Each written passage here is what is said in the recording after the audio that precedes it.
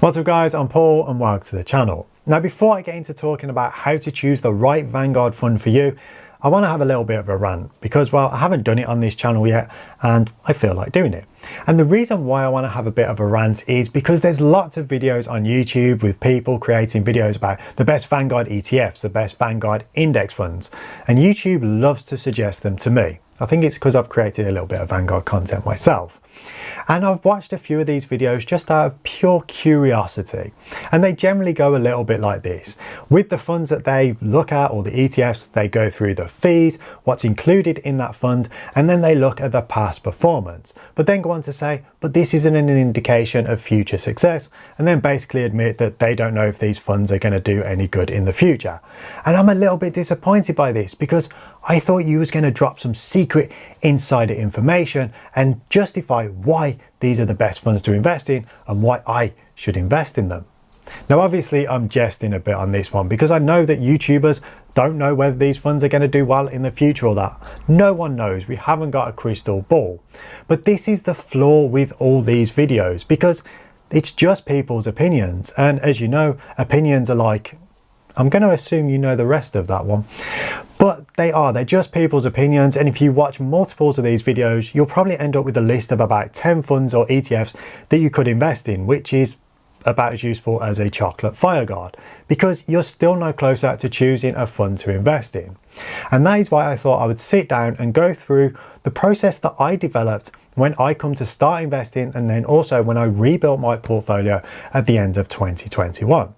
Now, when I rebuilt my portfolio, I chose 3 funds for my portfolio, and if you'd like me to do a video going through explaining what funds I chose and the rationale behind choosing them, let me know in the comments and I'll get around to making that video.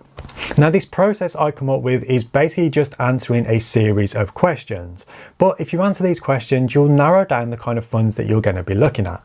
So let's get started. So question number 1 is, do you want to invest in an actively managed fund or a passively managed fund? Now, actively managed funds are actively managed. The name kind of gives that one away. But what this means is Vanguard's team of investment experts and investment specialists handpick which companies are invested in these funds. And not only do they handpick the companies, but they also choose to when to buy into them and when to sell out of these companies as well, with the aim of beating average market returns.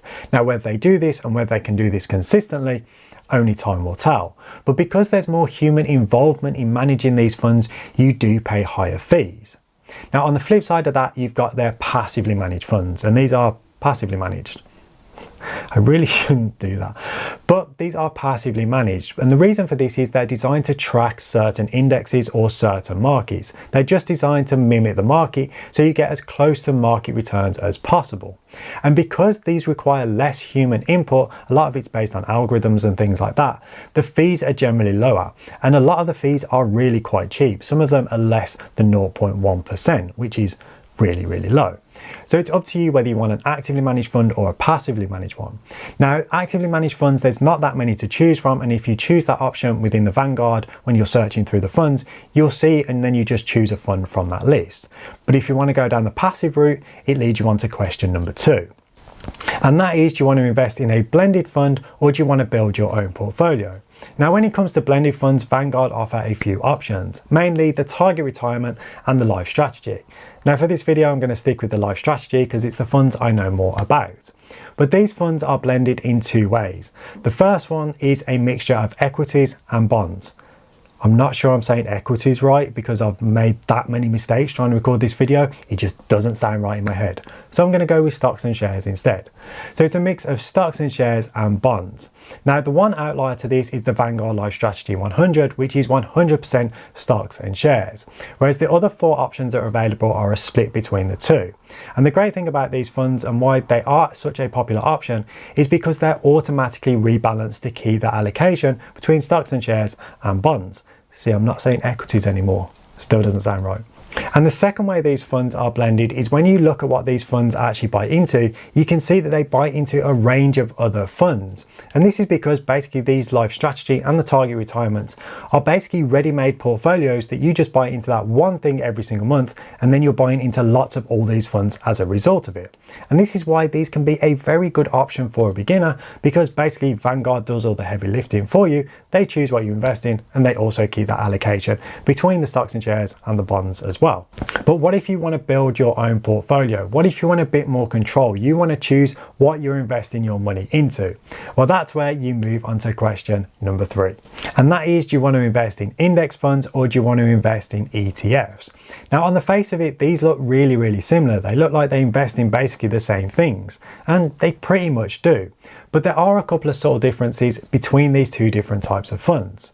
And the first one of these is the way they are traded, because ETFs, which stands for exchange traded funds, are traded live on the stock market. And this is why when you look at the name of any of these ETFs, you'll see a 3 or 4 letter ticker symbol at the end of the name of that fund. And this is used to identify that fund on the stock market. And because these are traded live on the stock market, you can choose to buy them at the live price and pay a £7.50 one-off fee, or you can choose to use Vanguard's bulk trade feature, which trades twice a day.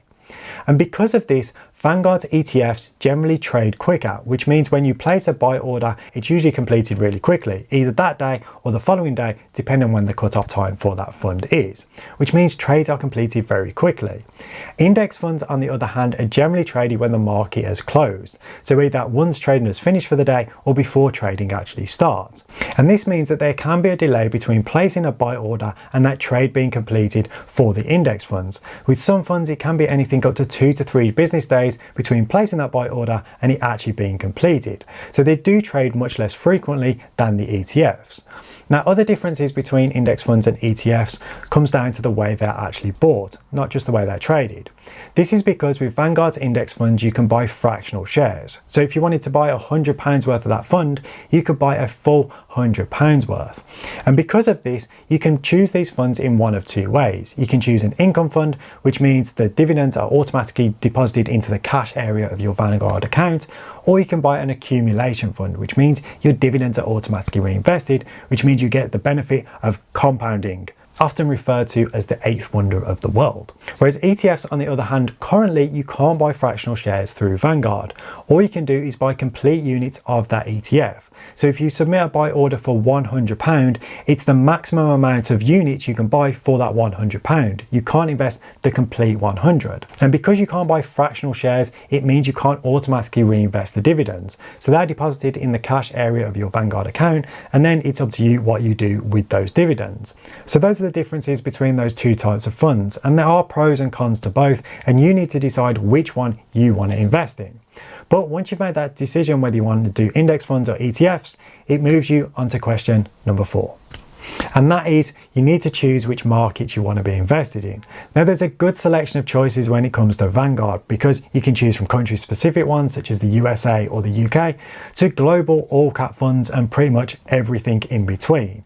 And this comes down to you. What do you want to be invested in? Because there's some people out there that might not want to be invested in emerging markets because they're seen as a bit too volatile. In that case, you'll look at funds that don't include emerging markets. So this comes all down to you on what markets you want to be invested in. And that's something you are going to have to put the research into so that these funds match your investment goals. Now, before I finish this video, I do just want to talk about one more thing, so don't click off just yet.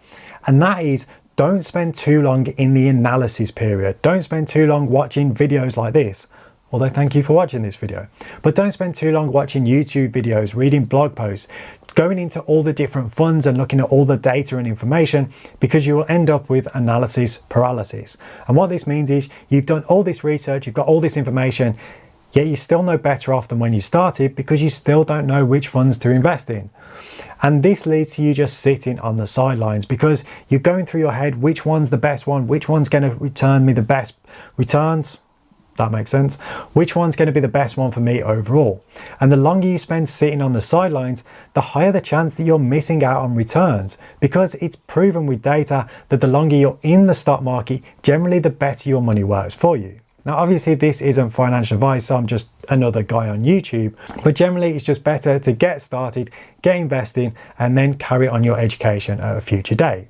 And this is where it's great with Vanguard, because you're not locked into any of these funds. It's not like you buy them and you've got to stick with them for 30 years. If a year, 5 years, 10 years down the line, you decide that you want to change your investment strategy, you can do. You can move from one fund to another. You're not locked in.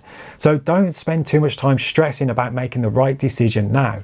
Instead, it's best to just get started, get investing. Then if you want to change things up at a later date, then do so. It's completely up to you. But the longer you sit on the sidelines, the more you're missing out on potential returns. And as I say, the longer in the market, generally the better it is for your money. So thank you so much for watching. I hope this video has been helpful. If so, a like would be absolutely awesome for the almighty YouTube algorithm. So once again, guys, thank you so much for watching. I do appreciate it. Stay awesome, and I'll see you in the next one.